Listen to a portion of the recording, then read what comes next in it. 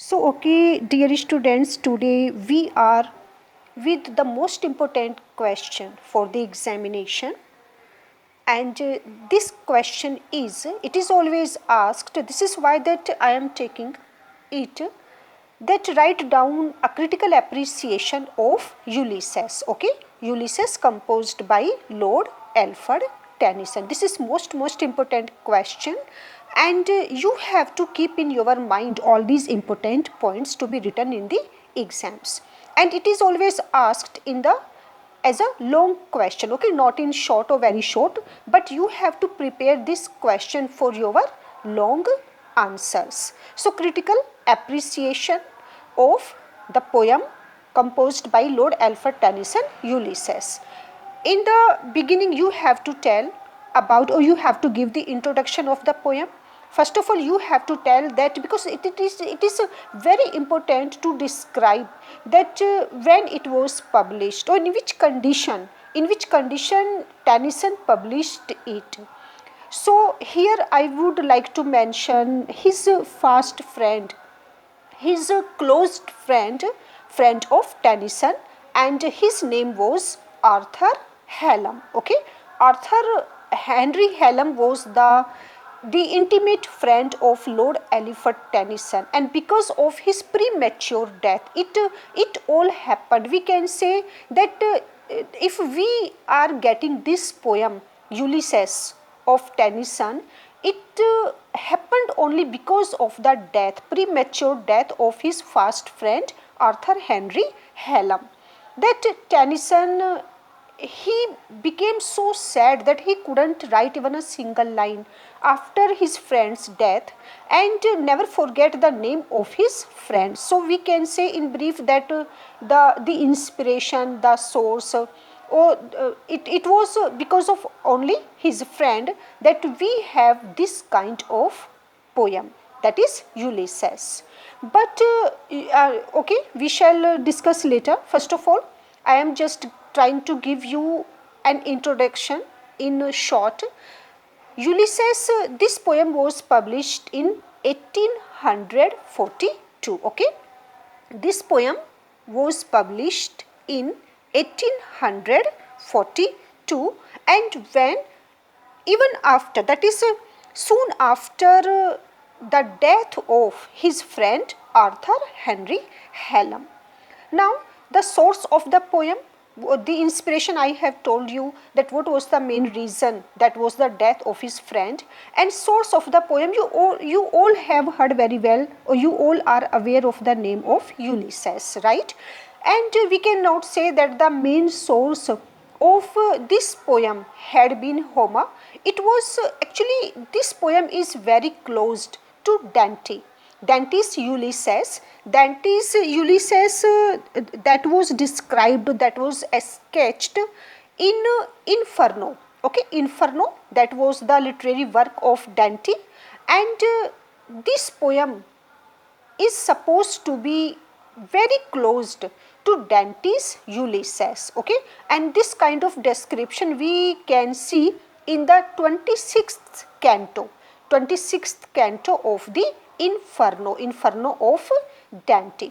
So this is the main, we can see that this is the main source of Ulysses of Tennyson.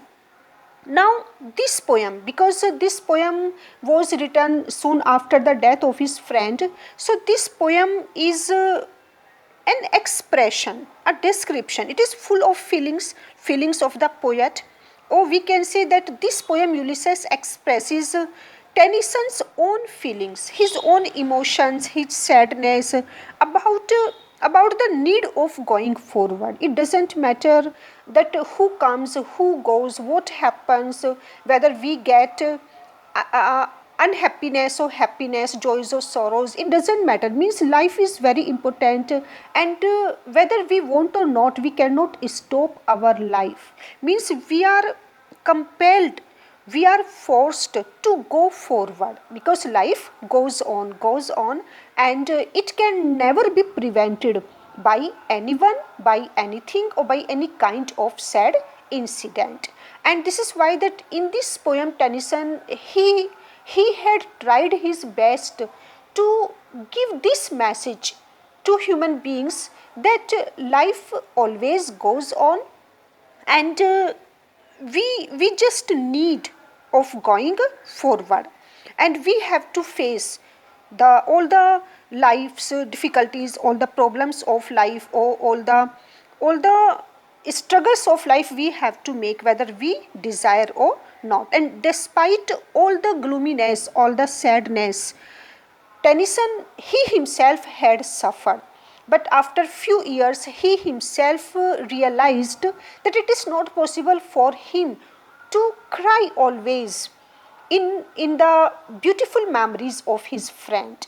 And so after so many years, he again held a pen in his hand and he started to compose the poems.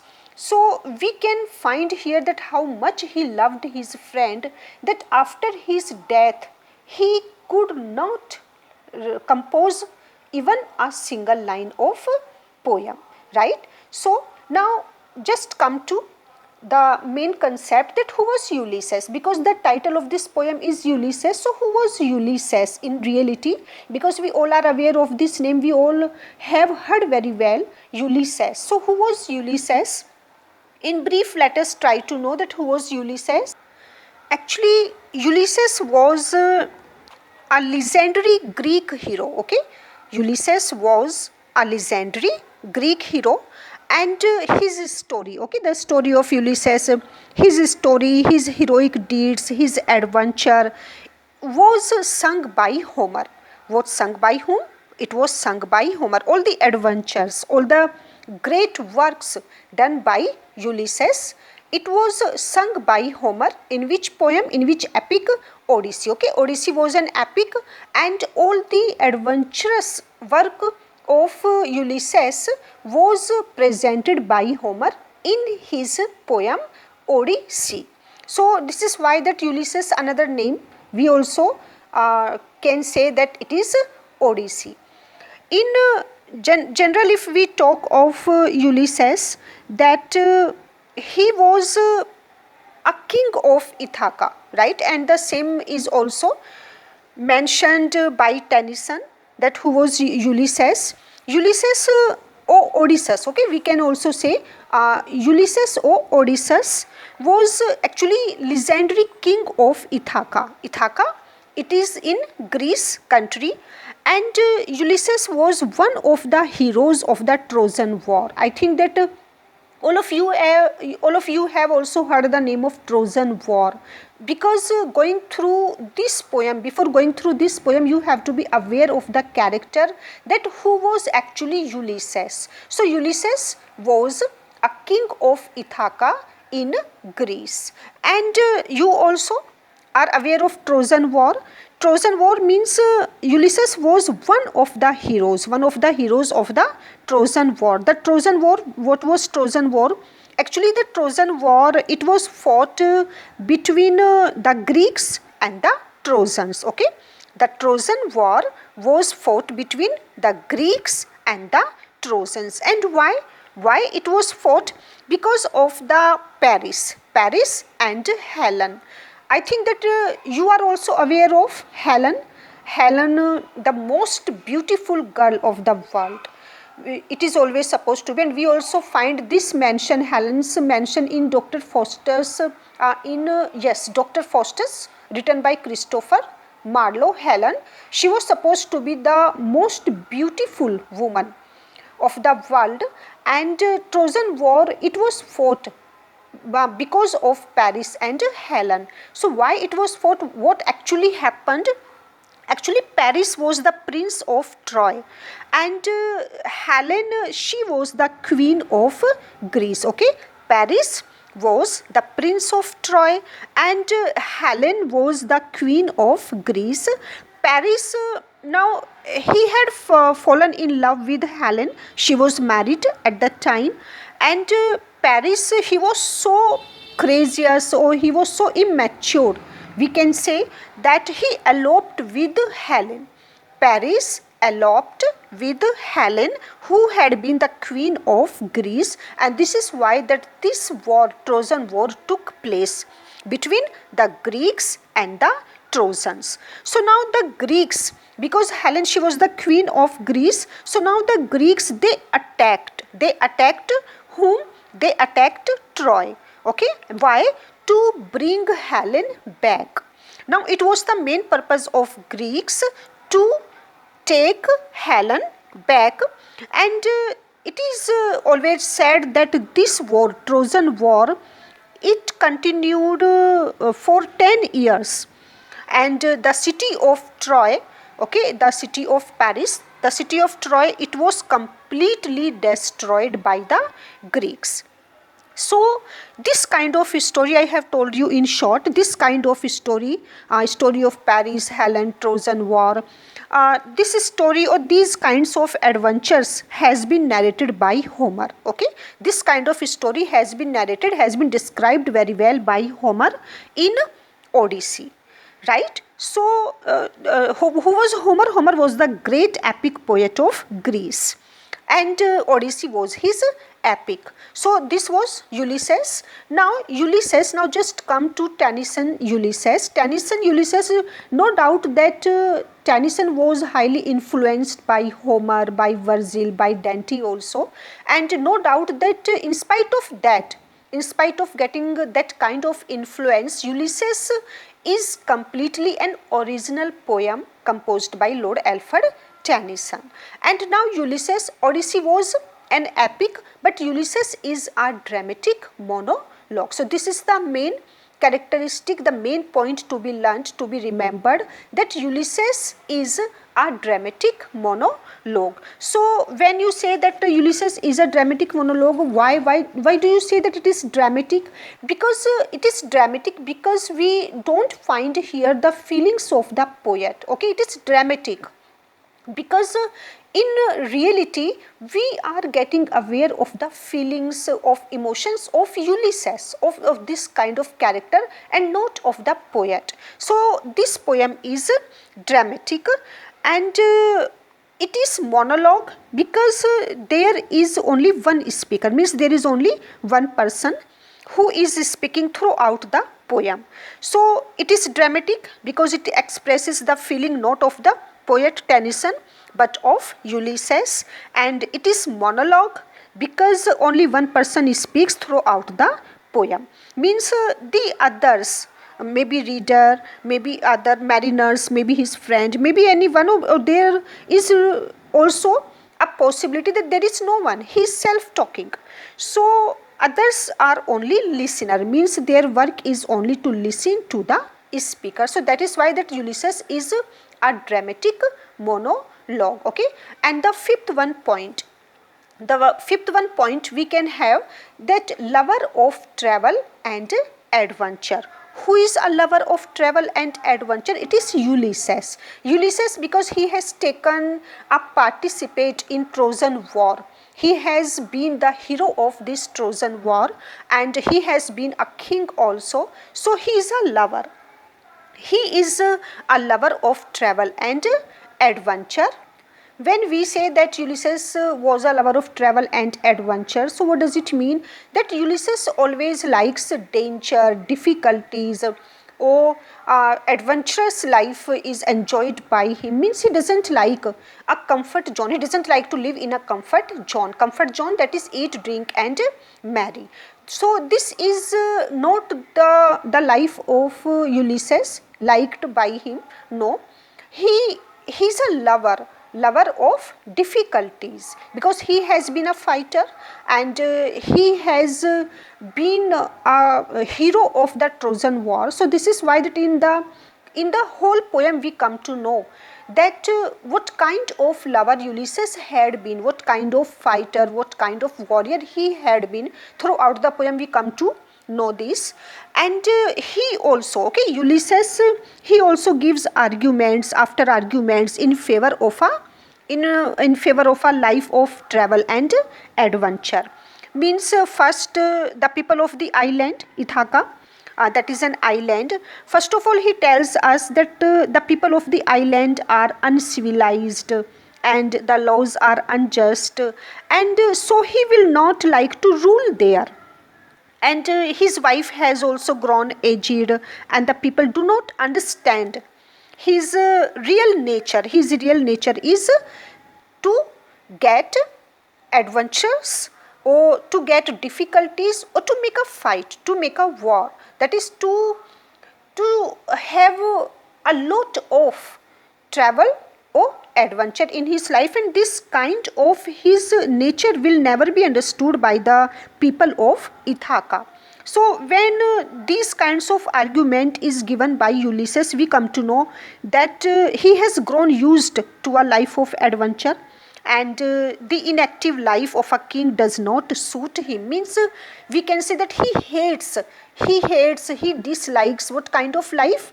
Inactive life or comfort life. It is not liked by him, and that kind of life also doesn't suit him, because he has been a warrior, and he has being a warrior, he has visited many lands, and he has known many people with their different habits, with their different ways of life. He has been aware of all of them, but he thinks that there are still many more lands. Okay, there are still many more things to be known, many more lands to be seen, and this is why that Ulysses is very curious. He is very eager to know, or to be aware of all of them, to know everything. He is very curious. When we talk of the theme of the poem, so we can also write here that what is the theme of this poem. If I tell you in brief, Ulysses is the main character of this poem, okay, and he is the king, or he is the hero of the Trojan War, and he has returned to his island Ithaca, okay, island state of Ithaca, after 20 years. If you like to mention the theme of, if you like to add this kind of heading, then you can write in this way that he has returned to his island Ithaca after 20 years, okay, and Ulysses has been ruling his state for some time, but the life of peace, the life of comfort, and there is no adventure in his life, it is not liked by him. Means this kind of life does not suit him. So in this poem, Ulysses is supposed to be standing at the coast of the sea, because whenever he speaks, we find him that he is standing where? At the coast of the sea, and he is also surrounded by mariners, or by his friends. They had also been fighter, they had also been warrior, or they had also been sailor. Okay, their work is to sail, and they all followed Ulysses very well. And now Ulysses, he wants to get more and more knowledge and more experience through his voyage, or through his travel and adventure. Okay, so in brief you can tell that this is the main theme of this poem. Now the next heading may be philosophy of life. Philosophy of life, in this poem we come to know very well that the philosophy of life is presented very well. And what is the philosophy of life presented by Lord Alfred Tennyson? First of all, that life can never be prevented by anything or anyone. There is no grief in the life, there is no grief, no struggle that can make us stopped, but life goes on. And the main purpose of our life is, according to Tennyson, to get or to acquire more and more knowledge and experience. Means we are not sent here in this world only to sit at home. So there we find this kind of philosophy of life. The more he knows, the greater is his thirst for knowledge. And through Ulysses we come to know this, because Ulysses is completely mad for getting knowledge. He is very thirsty for experience, new kind of experience, and for knowledge. And Ulysses, he would like to follow knowledge like a sinking star. Okay, if you go through the poem, you will find this line that follow knowledge like a sinking star. And another philosophy of life is presented by Tennyson, that human life is short and knowledge is large, knowledge is infinite, and therefore human beings should not try to waste even a second, second, because life is very precious. Knowledge and experience must be got or must be acquired more and more. So no time is to be wasted. This kind of philosophy we find in this poem Ulysses. Now, fed up with homely life. When we say fed up with homely life, then what does it mean? Because Ulysses, he doesn't like, okay, he doesn't like what kind of life? Homely life. He hates homely life, and he thinks that it is very boring, it is a barren life, sitting at home doing nothing, because you are not going to produce anything. So this kind of life, sitting at home, is just like a barren life, unproductive life, because you are not going to give anything to the society, to the world.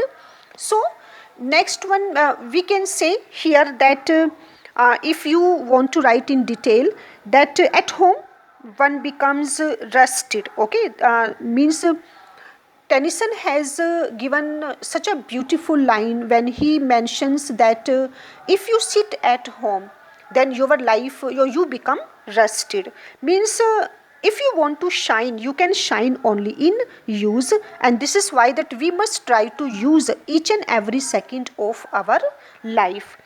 He has only a few more years, because Ulysses has grown old. So he has only few years to live, because he is also thinking that he has grown old and now he doesn't have much more time to live in this world, and he would devote them to the pursuit of as much knowledge and experience, okay, as it is possible for him. So now this is why his son Telemachus is sensible and prudent, and it is also belief of Ulysses that now his son Telemachus is quite responsible, is enough talented to take all the responsibility of Ithaca. So now this heading is also very important, because now Ulysses, he has no worry about his kingdom, about his island, about its government, and he thinks that his son Telemachus is enough responsible to take all kinds of responsibility of his island, and he would look after the welfare of his estate, okay, his son.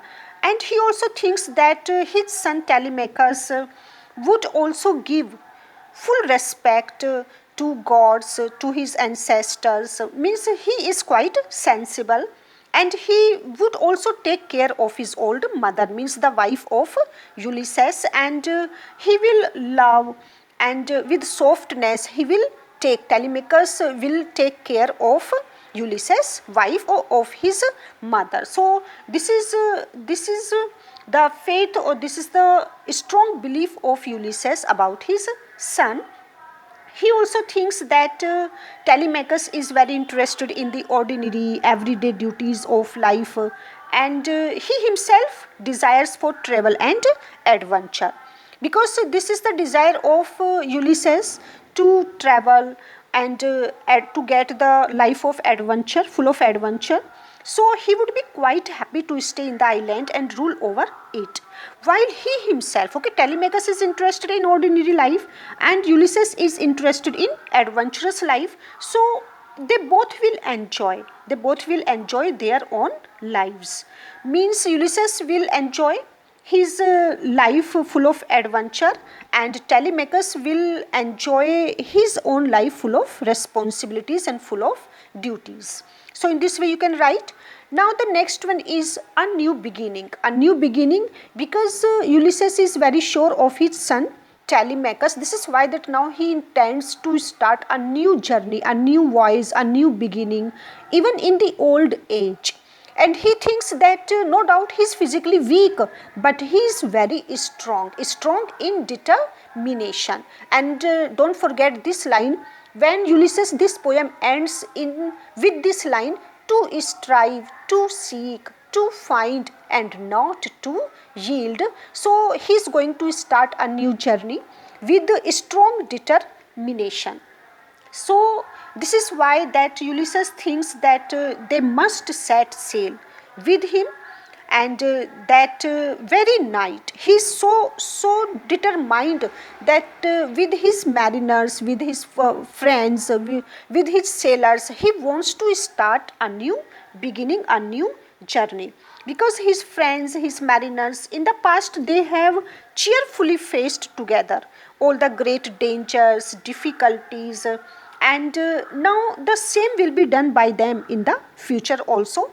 In the past, his sailors, they achieved all that which was desired by them, and he is also aware of his physically weakness. He is aware, this is not that he is imaginative, or he is not thinking of his old age. He knows very well that he is physically weak, because they all have grown old, and it is not possible for them to get all kinds of achievement. But he is very sure, because of his strong determination, that even in the old age they can achieve everything. So it is the optimism of Ulysses, of Tennyson, and they all will sail towards the west, okay, even beyond the western horizon. So they are going to start a new beginning, and Ulysses is also thinking of, when he ends with this poem, that maybe there may be a possibility that they may be dead, means they would be drowned, and there is also a possibility that they may reach the happy island. They may get their destination. So there is a possibility of both. They may get failure or they may get success, but they will be heroes in spite of getting failure. They will be hero, and he is completely ready to sail. So the next point is autobiographical elements, because as I have told you that in the very first heading, that we find here Tennyson, he, through Ulysses, he was giving a message to himself, and we find his personal feelings, his own emotions. So Ulysses is an autobiographical poem. It is a personal poem, because Tennyson's feelings are expressed here, and the feelings, that is, we have to face life, we have to go ahead. So Ulysses actually, it came from the premature death of his friend, that was Arthur Henry Hallam. So this creation is very beautiful, Ulysses, and its restless dissatisfaction with the present and wish for fuller life is also presented throughout the poem. We find this kind of subjectivity of Tennyson. Ulysses is also a complex work. Why it is a complex work? Because few critics, they regard that there is a paradox, there is a complexity in the speech of Ulysses and in his action. So different critics have interpreted Ulysses in a different way. They regard, if we examine the speech of Ulysses, we make a comparison of his speech and action, they regard that Ulysses talks of noble work, and he shows us that Ithaca cries out for it, but he himself is idle, he himself is inactive, because he leaves leadership, or he leaves his island, his kingdom, to his son Telemachus, and he says that he is following knowledge, experience, and he is trying to discover fuller life. But he forces us to ask if he is not rather seeking escape from duty, being inactive. Then this is why that we can say that there is a too much difference between his speech and action, because he himself, okay, the next point, this is why that I am taking escapism, because Ulysses is trying to escape from his responsibility, from his duty. So who is escapist here?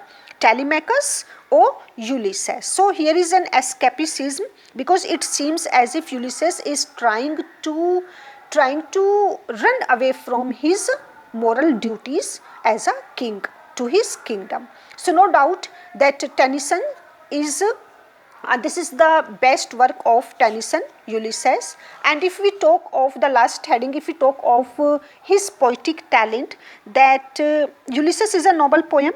It is concerned with character, and it displays Tennyson's command over language, and whatever he had said, what he had to say in the fewest possible words has been described everything. And many of the lines of Ulysses, many of the lines of his poems are very famous. They have become everyday proverbs. For example, to follow knowledge like a sinking star, or to strive, to seek, to find, and not to yield. Okay, so this was in detailed the critical appreciation of Ulysses. And most important thing is that this poem, the whole poem, is written in blank verse. Okay, Tennyson composed this poem in blank verse.